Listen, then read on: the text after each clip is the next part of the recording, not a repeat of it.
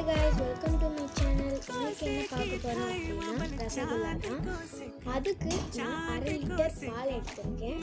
அதை இப்போ கேஸ் ஸ்டவ்வில் வச்சுட்டு நல்லா கொஞ்சம் கொதி வந்தோடனே நல்லா கொதிக்க விடணும்.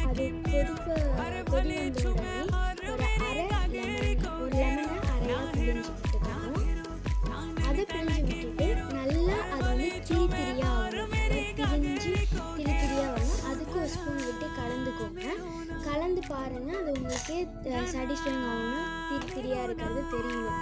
அப்படி தெரிஞ்சுன்னா உடனே வடிகட்டிடுங்க.